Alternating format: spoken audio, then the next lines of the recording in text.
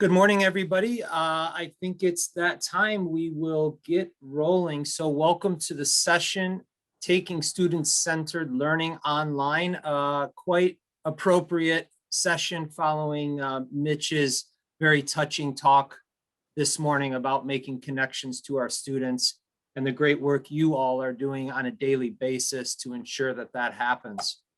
My name is Jeff Dungan. I'm the newest member of the professional learning team at Michigan Virtual, and it is my absolute pleasure to introduce your two facilitators this morning, Emily Sicilia, she'll give you a wave here maybe, and Perez. There you go. We will ask for today if we could all keep our microphones muted during the session since we are a very large group. Please be mindful you are on Zoom, so take care with your camera if you get up and leave the conversation and you're taking a mobile device with you. We were planning on having a chat for the back channel today, but something has happened, and so we're not sure about that function, but we will provide some space for questions later in the talk.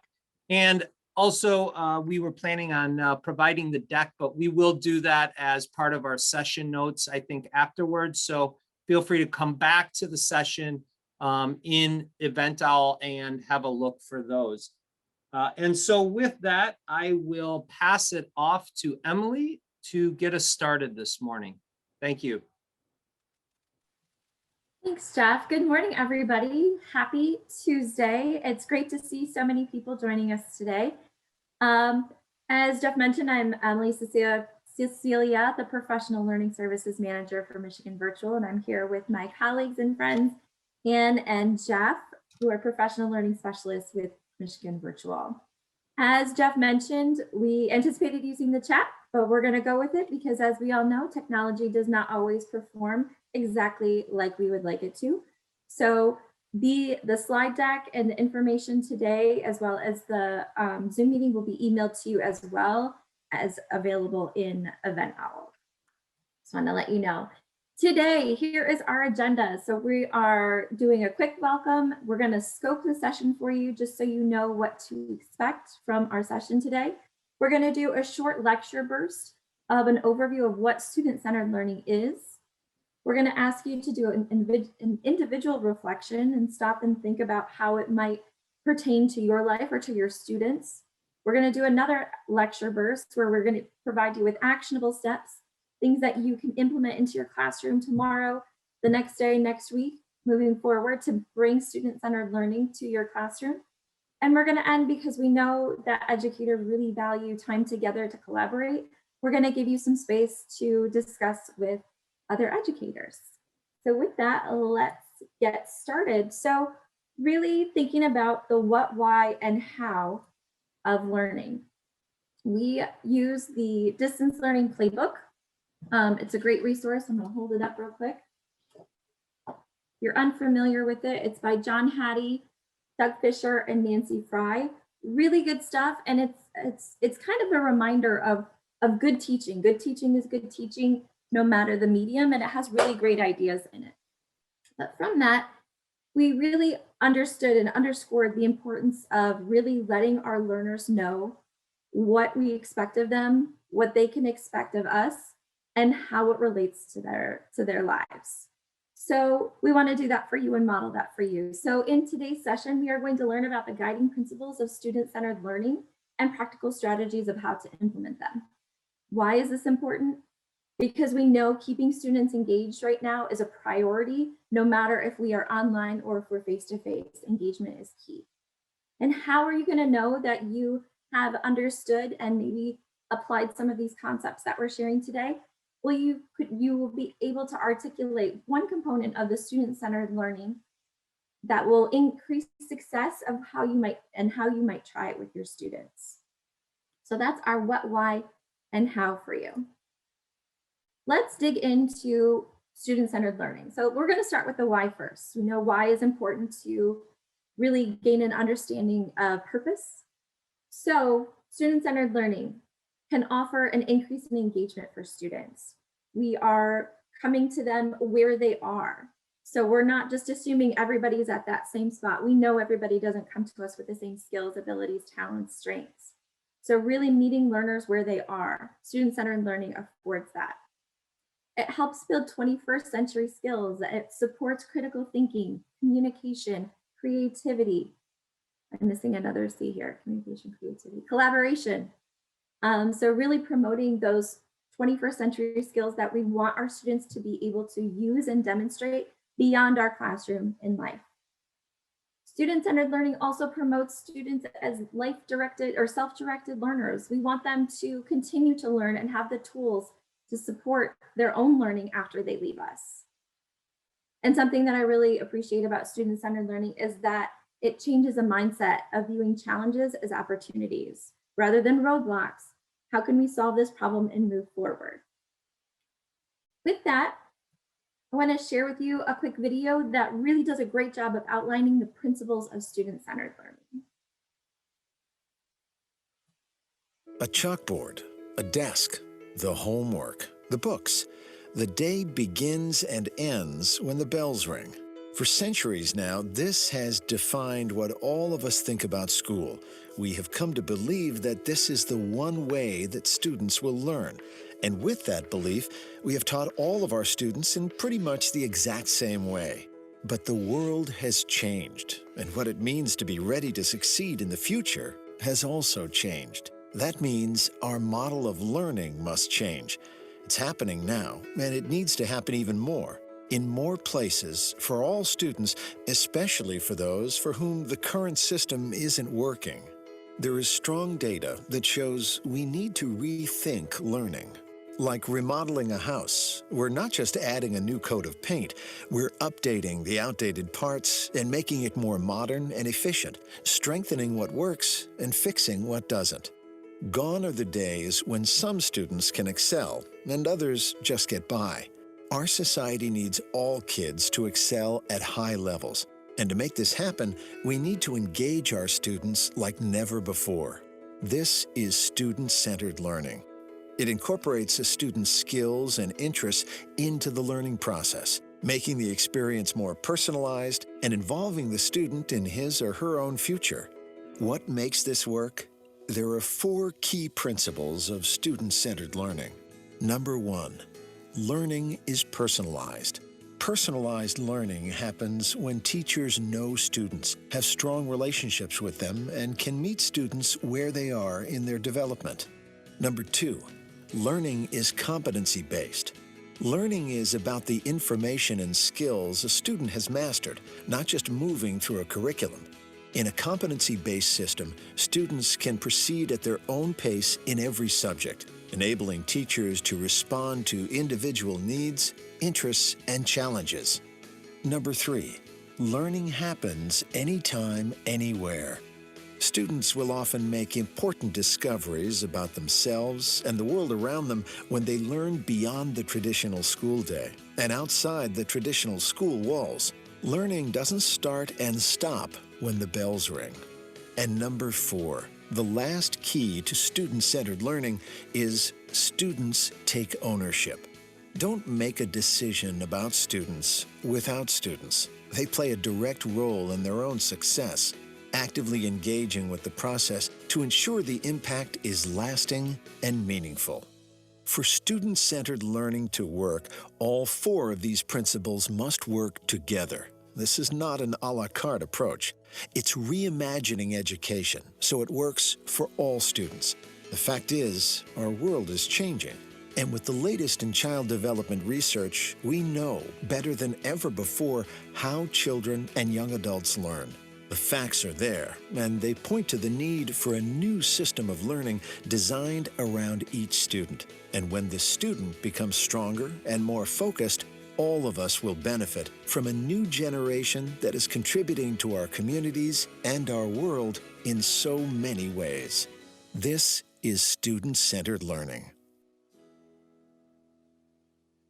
So that kind of gives you an overview of student-centered learning, and I'm going to turn it over to Anne to take us into a little bit more of these guiding principles. A chalkboard, Thanks, Emily. So to recap what you saw in that quick video, what is student-centered learning? The guiding principles, it's personalized. How do we know our students so that we can capitalize on their strengths, recognize what struggles or barriers they have, and help them to remove them in order to be successful? Student-centered learning is competency-based. It's having our students show us, tell us, demonstrate to us what they know, and providing opportunities and a pathway for them to achieve that. Student-centered learning is anytime, anywhere, and especially in an online environment that you might be currently facing, that might make sense. But even in the face-to-face classroom, how are we providing those opportunities so that students who might not be in the classroom that particular day have access to the materials that would have been presented? And again, making sure that even in the face-to-face environment, we're including some of those activities that would allow students to move at their own pace. And finally, student-centered learning promotes ownership. It allows our students to feel that sense that they do have some control over what they're learning, how they might be learning it, but of course in partnership with you. And so when we take a look at these guiding principles, an important part of that ownership and personalization, even competency-based, is giving our students some voice and choice. And so if we were to look at the next slide, there's an image that we found really interesting of this continuum of choice. And as you look at this spectrum, in the top column in the blue, it's outlining what the student's role is at various phases on the spectrum in regards to being provided choice. And so if you look at the far left, when the teacher provides some voice and choice for our students, a menu of options, our students, although they have the ability to pick that, are still kind of participating in that activity or in that lesson. And as you move down this continuum, you notice that in the middle, it's our learner who's beginning to design and present some choice into their learning, working in collaboration with the teacher.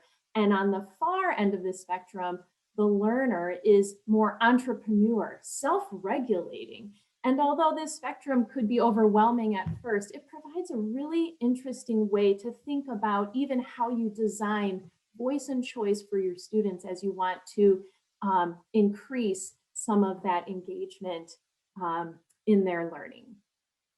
And so we want you to just stop and think for a moment. We've kind of presented a quick video and an image, and even with what Mitch Album has said this morning, you've kind of had a lot to digest. And so before we continue, perhaps even a student has already come into your mind as you've thought about relationships or online learning at this moment, and in this case, student-centered learning. And what we'd like you to pause and reflect on is, how might student-centered learning improve that student's success? We were originally going to have you think about just how student-centered learning might improve success and share that and some ideas in the chat. But as mentioned, our chat feature has been disabled at the moment. So if you're so inclined, we ask you to, if there's paper nearby or a Post-it note, just for your own sense of be able to recollect this, to maybe write that down. How might student-centered learning improve their success? Because later on in our session, after we share some actionable items, we're going to revisit this thought. And so if that's helpful to you to make a quick note, we invite you to do that. Otherwise, we're going to start showing you some actionable items to meet those principles. Emily, I think I'll turn it back over to you. Thanks, Anne. I'll just pause a moment to let you kind of gather your thoughts and write a response to this reflection question real quick. And when you're ready to move on, I'm going to invite you to use something that I think we can use. If you look at the bottom of your control screen, we have reactions. So if you're ready to move on, if you could give us a thumbs up. So if you go to reactions where you might mute or change your video, you'll see reactions and you can let us know. Oh, people found it. Awesome. Thank you. Let's move on. Great. Thank you for the thumbs up. As Anne mentioned, we're going to go into some actionable steps of how you can bring student-centered learning into your classroom tomorrow. First, we're going to talk about the first principle that was mentioned of student-centered learning, which is personalized learning, really creating customized, there's the word we're looking for, pathways for our students. So some ways that we can be really intentional about personalized learning. You can see here, the screen is divided into elementary examples and secondary examples. Please note that even if you teach elementary, you may see some ideas that you could implement from the secondary examples, but we just really wanted to tailor some of these specific examples for personalized learning for you so you can really concentrate on one, but know that they could go back and forth. The first one are using students' names. So being really intentional, both face-to-face and online, that we are greeting students, we are using their names, their preferred pronouns, that we know how to pronounce their names correctly. I know some teachers, when a new semester starts, they might use a Flipgrid tool to invite students to share a little bit about themselves, and then they're able to hear how that student pronounces their name. So they're able to do that on the first day if possible. I know we're a little bit past that, but I did wanted to share that. Another way you can personalize learning for students is really using small groups. And while this is an elementary example, this also really works in secondary as well. So small group learning, where you gather groups of students and really work on a targeted skill or strategy that that student might be struggling with or needs more work on. The link here, I'm just going to bring it up real fast, is a really great resource from Collaborative Classroom about small reading groups online and how you might structure those. I just wanted to mention that. Another way you can personalize learning for students is offering them classroom jobs. And you might think of a typical classroom, elementary classroom, we had jobs, we had line leader, I had paper passer outer, you know, everything, lights, electrician who would turn the lights off when we leave, all that kind of stuff. But what does that look like online? Well, this resource is under maintenance, so that's great. I promise it worked yesterday. But I will give you some examples of those online jobs. So you could have an online greeter, so somebody who says everybody's name and welcomes them into maybe a Zoom or a Google Meet. You can have the question moderator, so somebody who's monitoring the chat and collects those questions. You could have somebody who sums up at the end of the day, a joke teller. I know my husband teaches secondary and he does a dad joke of the day, and his students groan, but it's some type of reaction from them, right? Drawing them in. So thinking about classroom jobs, both online and face-to-face. Another way we can personalize learning is through one-on-one check-ins, which is what Mitch Album was talking about in the morning, really taking that time, especially if we're not seeing our kids in a familiar setting such as school, but taking that time to check in with them. You might want to do that through video conferencing. Another way to do that with all kids in one day is maybe to use a Google form similar to this. So at the beginning of the day check-in, your name, they can say how they're feeling right now, if they have anything else to tell you. Were they able to locate all their work? First of all, we need to make sure that they can get to their work in order for them to complete it. Do they need help getting started? And do they have any questions? And obviously you could tailor that based on what level you're teaching, probably more images for our lower elementary folks just to help them decide. But that's an example of one way you might check in with your students. We go over to the secondary examples.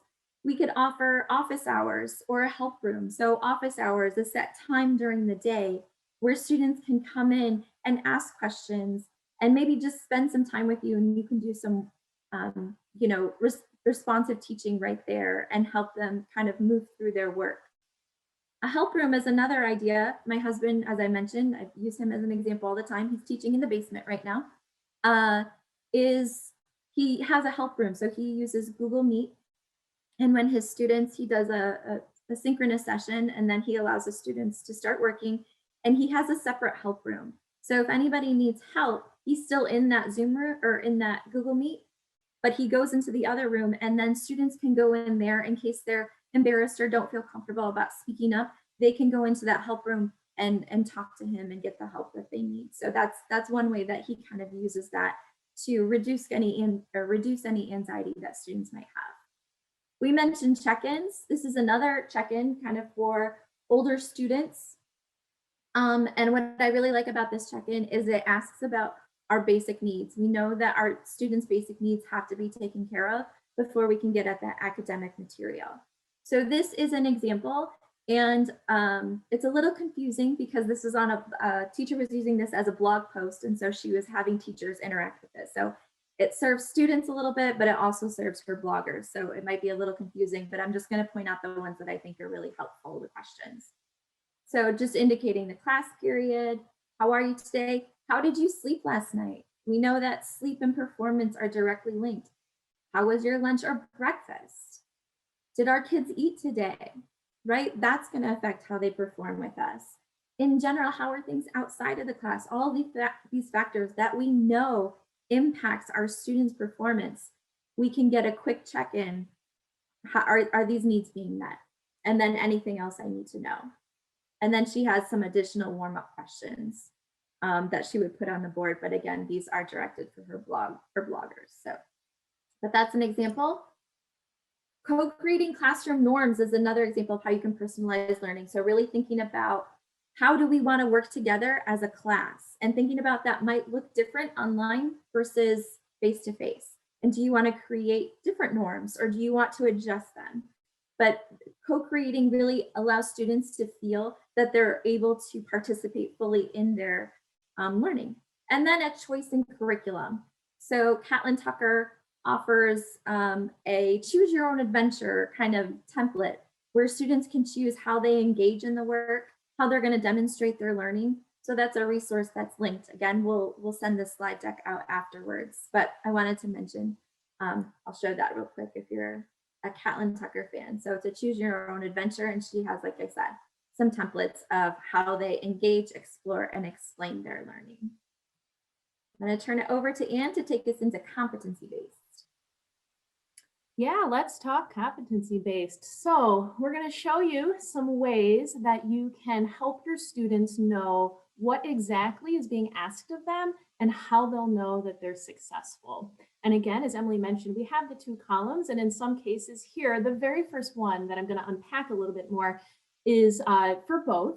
And it's the what, the why, and the how of learning. Kind of when we started our session, Emily went over our what, our why, and our how. And we've found as we've used it that not only do learners appreciate seeing that kind of session scope, it helps us as facilitators even kind of get a sense of why we're sharing this information and how we'll know our learners are engaging with what we're sharing. Again, in the face-to-face classroom, you might even have learning intentions or rubrics posted around the room that are visuals and those constant reminders. But when we are working in the online environment, or if you're going between environments or your students are, they might lose sight of those visual cues. So how can we provide that for our students, no matter the medium? The what are learning intentions? And when you write them, we have a checklist of things to consider when writing them. Although you're looking at perhaps standards or objectives when making your lessons, we want to make sure that our students can understand the language from those objectives and standards. So making sure that your learning intentions are age appropriate or grade level appropriate. Perhaps not using all the language that would be used in a standard that you are using for your curriculum. Putting it in the first person even, hearing our students when they read it and say to themselves, I am learning. Again, it helps with that ownership versus maybe more of that collective learning where they just feel as a group they're learning, but trying to remind them that they are responsible for learning the material. Those key concepts, and again, not just including the what, but even perhaps the how, the process, helping our students break down the path that they're going to get to demonstrate their learning. Now in the online environment, and again, what maybe in the classroom, sharing our why. This can be done a variety of ways. Perhaps it's in a discussion, perhaps it's at the start of a lesson, could even just be in statements that you write and post. in various ways on a slide deck or on an assignment. But we do want to make sure our students see relevancy, that they see that this has an impact in their daily life, that it's a relatable connection. And sometimes that comes with knowing our students, right? When we're trying to make a connection, but if that's not an experience that most of our students have had, that might not be a relatable connection. We need to emphasize skills that they see will transfer even outside of the content area. So they know, kind of as Emily had mentioned earlier, those critical skills that are just needed in various ways beyond the classroom or beyond content. And then of course, when possible, including their interests. Everyone always has a slight more connection to wanting to do something when it piques their interests. And so just being mindful of when we can do that to incorporate that and show them this is why you're learning that. Our how, the success criteria, that's that end result. What do our students need to show us or need to demonstrate? And of course, if students see that at the beginning of a lesson or of a unit, that helps them know the path that they need to take to get there. And so we want to make sure that that success criteria really is outlining what students need to show us. What do they need to know? And not necessarily sometimes just a list of perhaps requirements. We want to make sure that the students know the evidence that they need to produce. Do they need to create something, make something, explain something?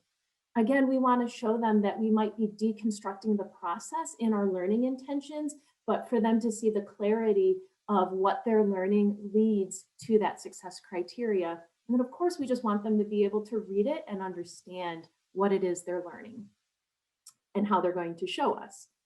So we have some examples for you. And again, when you have access to the slide deck, I'll invite you to perhaps take a look at these particular examples in a little bit more depth.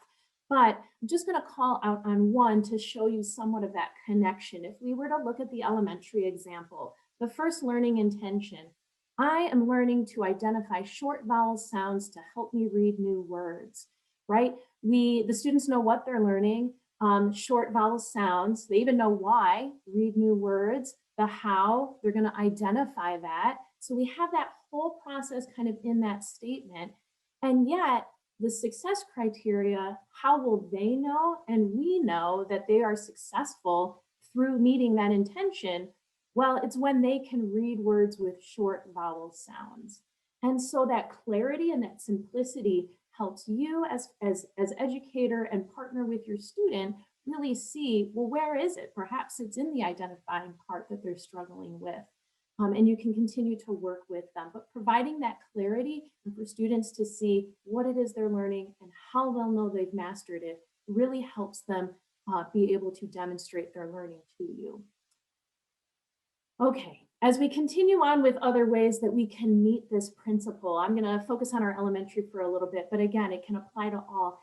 It's important for our young learners to get feedback from us if they are struggling, if there's a point in the process they need help, and especially that video or audio feedback that we can share with our students.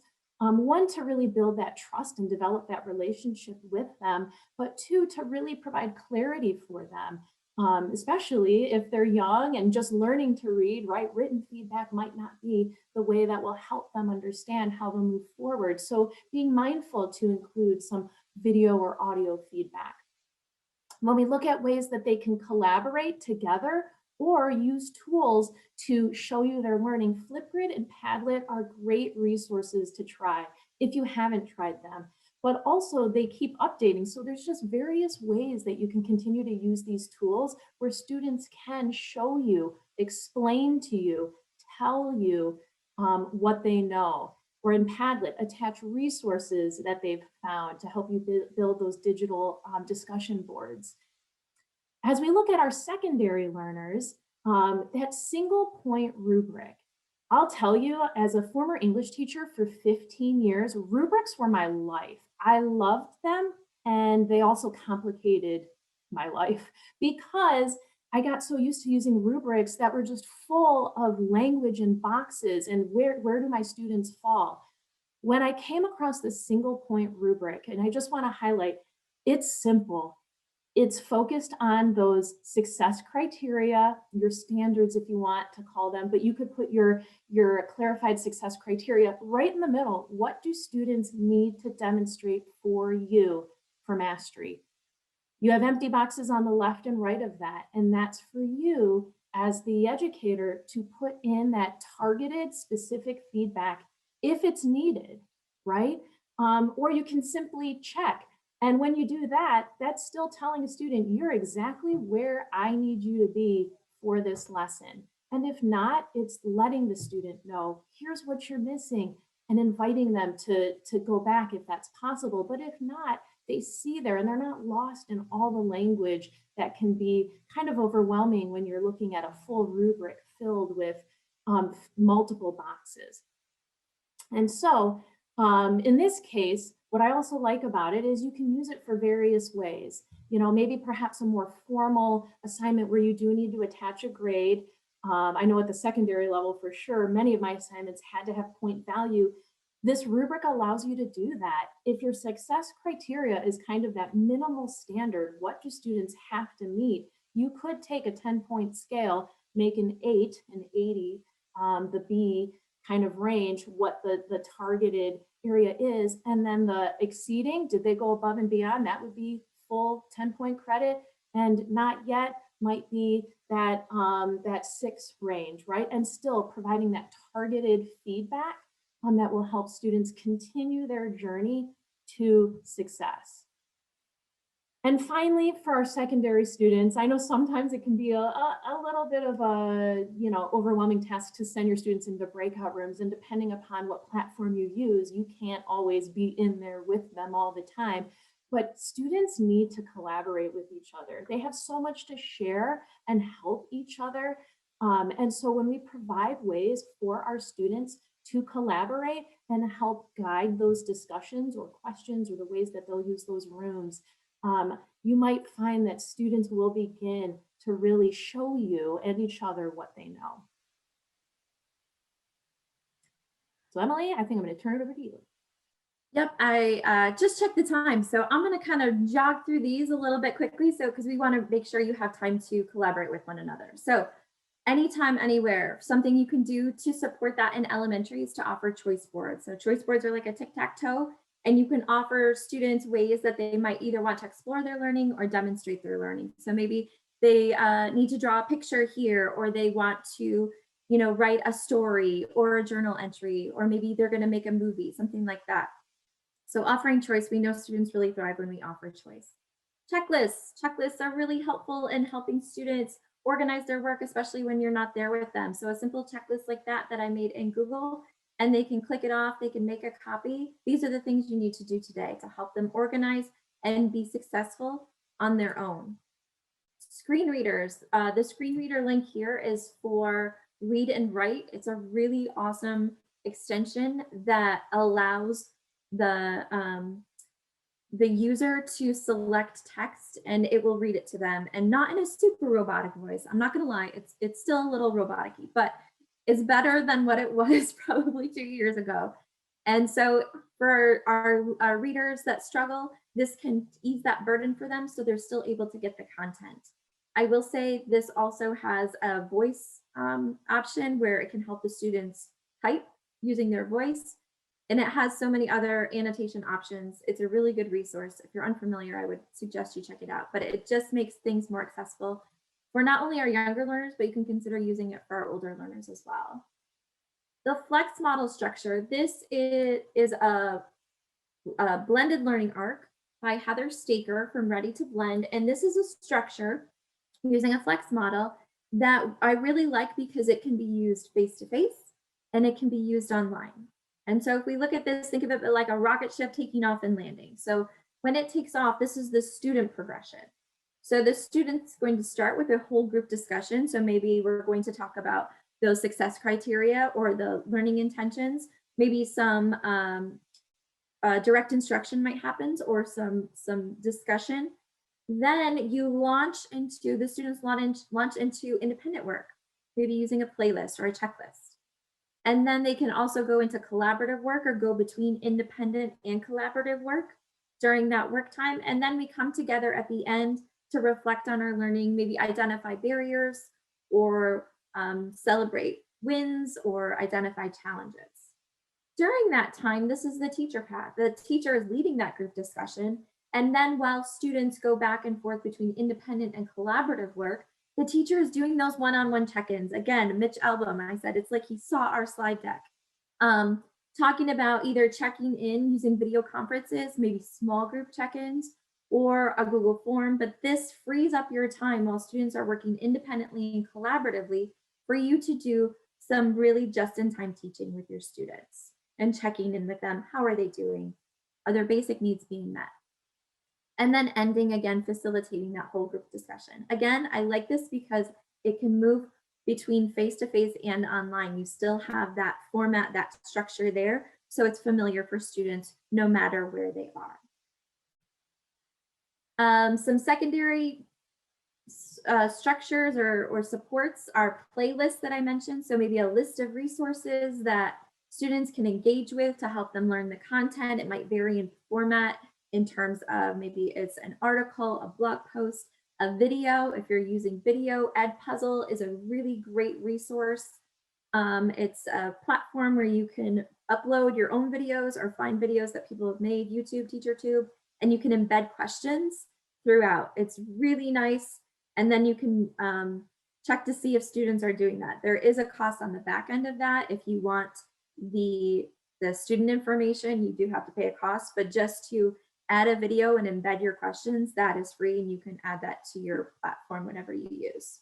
Being intentional about synchronous and your asynchronous time together. What do you want to accomplish when you have your students with you during that whole group time? Are we going to do some team building? Are we going to do some community building? Is there a concept that we really struggle with and I need to do a reteach for the whole class?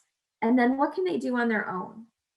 Using Google Voice as a way to connect with students. So it offers you a phone number that can go right to your cell phone, but it's another way that students can contact you. And then that flex model structure again. And take us home with ownership.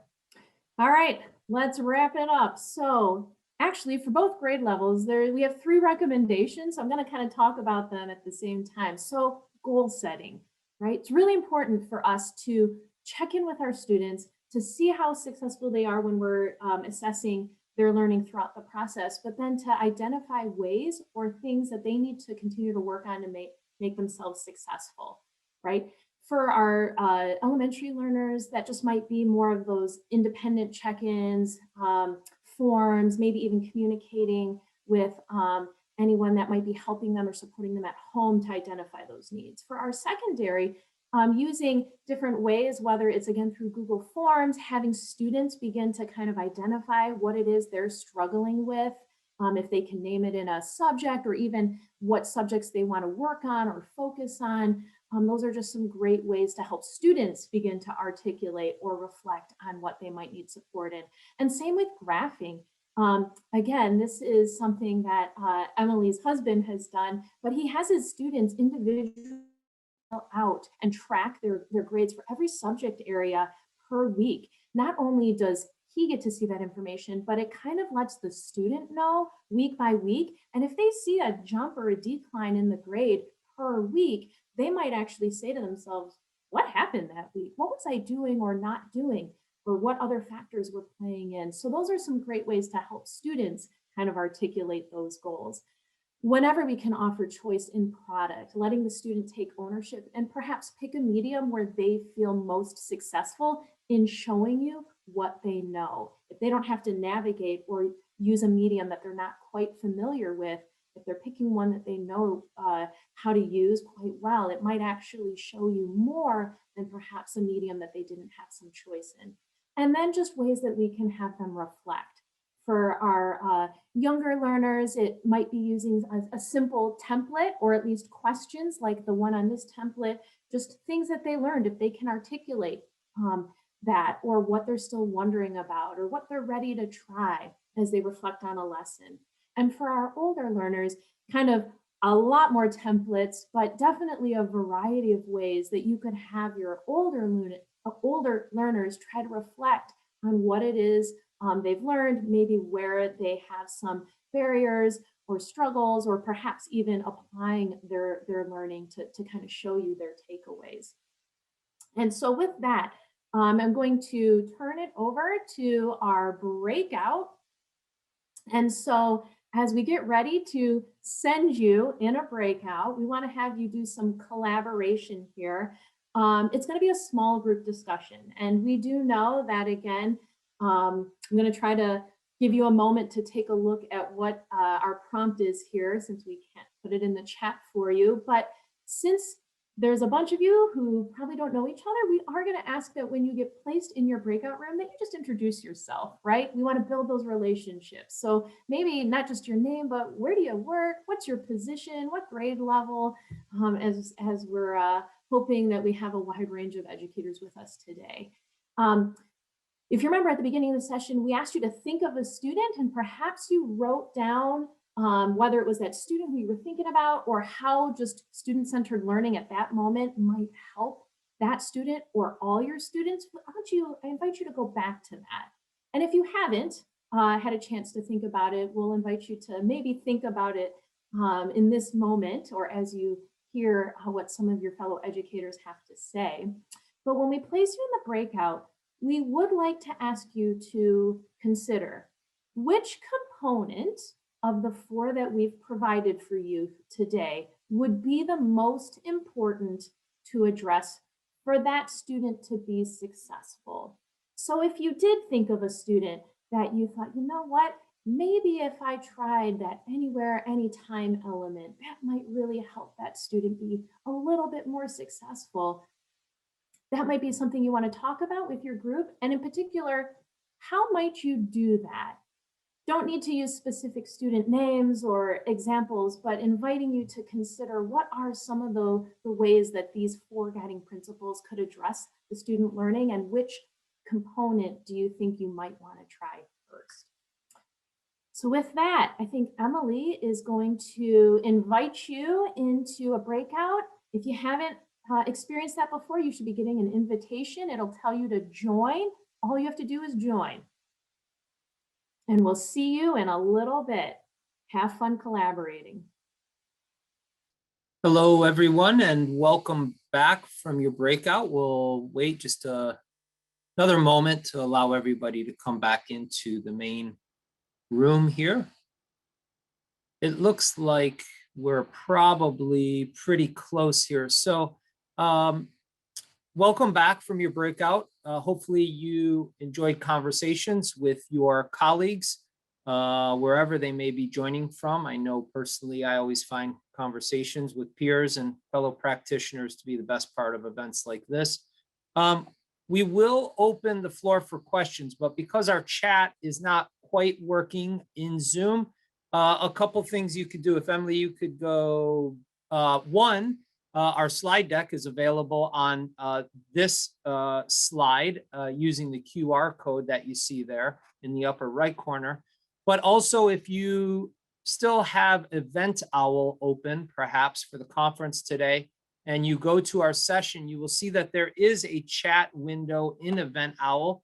So you could post questions there, and I will feed those forward to Emily and Ann, or simply use the reaction button in Zoom here and choose to raise your hand. And when we see that on your Zoom picture, we will do our best to call on you and have you present to the group. You just have to remember to unmute yourself if you're doing that.